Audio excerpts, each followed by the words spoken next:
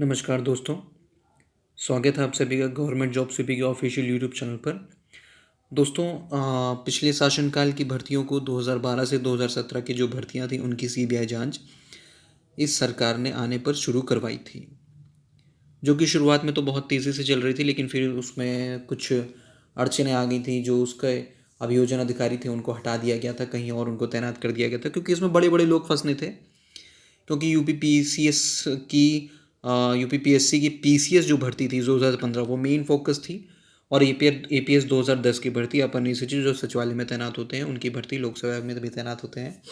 तो इन दो भर्तियों पर मेन फोकस था कि इसमें जो है बड़े स्तर पर धांधली की गई है, बड़े स्तर पर गड़बड़ियाँ की गई हैं, अपने चहेतों के नंबर बढ़ाकर उनको नियुक्तियाँ प्रदान की गई हैं, एसडीएम तक लोगों को बनाया गया है, चहेते लोगों को। ऐसे सारे आरोप लगे थे, जिस पर इस सरकार ने सीबीआई जांच की मांग की थी केंद्र सरकार से, जिसकी अनुमति मिल गई थी और सीबीआई जांच शुरू भी हो गई थी। उस पर अब जो है सीबीआई जांच में बड़े बड़े खुलासे हुए हैं कि कॉपियों में स्पेशल तरह का निशान लगाया जाता था, तरह तरह की चीज़ें की जाती थी। एपीएस 2010 में भी कई तरह की गड़बड़ियाँ की गई, बल्कि एपीएस 2010 की भर्ती 2012 से 17 के बीच में नहीं थी, लेकिन फिर भी इसमें जो कि बहुत बड़े स्तर पर शिकायतें मिली थी, इसलिए इसको भी सीबीआई जांच में शामिल किया गया था। तो ये देखिए, ये अज्ञात अफसरों पर भी शिकंजा कसने की तैयारी। अपर सचिव भर्ती 2010 के साथ ही पीसीएस 2015 में हुए घोटाले के मामले में भी सीबीआई बड़ी कार्रवाई की तैयारी कर रही। मतलब देखिए, एपीएस 2010 और पीसीएस 2015 इन दोनों में अब कार्रवाई की जो होगी वो तय हो गई है। अगर सीबीआई को शासन से अभियोजन की अनुमति मिल जाती है तो कई सरकारी विभागों में तैनात कई कर्मचारी और अधिकारी भी कार्रवाई की जद में आ सकते हैं। किसी भी जो सरकारी अधिकारी या कर्मचारी होता है उस पर अगर कोई भी आरोप है और उस पर कोई भी अभियोजन चलाया जाना है, मतलब कोई भी मुकदमा दर्ज करना है या केस चलाया जाना है या उसका अभियोजन होना है, तो उसके पहले सरकार की अनुमति चाहिए होती है। इसीलिए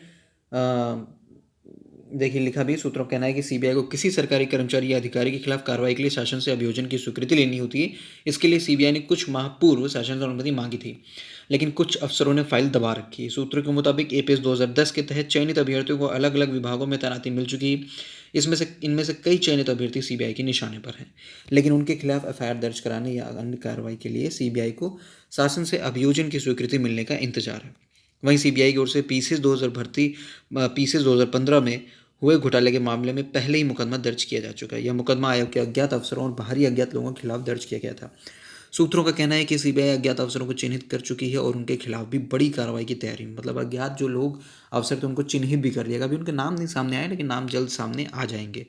पीसीएस 2015 की जांच के दौरान सीबीआई को कई अभ्यर्थियों की कॉपियों में विशेष चिन्ह लगे हुए मिले थे, जिससे अभ्यर्थियों की पहचान आसानी से की जा सकती है। देखिए कितना, मतलब ये कितना बड़ा घोटाला है और कितनी, मतलब बड़ी स्तर पर धांधली है कि पीसीएस जैसी प्रदेश की सबसे बड़ी भर्ती में इस तरह की धांधली होती है कि जहाँ पे कॉपी में विशेष चिन्ह लगाकर अपने चहेतों को नंबर कम ज़्यादा किए जाते हैं। मतलब एक जो नॉर्मल सा सामान्य सा बच्चा है जो तैयारी कर रहा है, सामान्य अभ्यर्थी है, उसके साथ कितनी ज़्यादती की जाती है ये आप इससे अंदाज़ा लगा सकते हैं।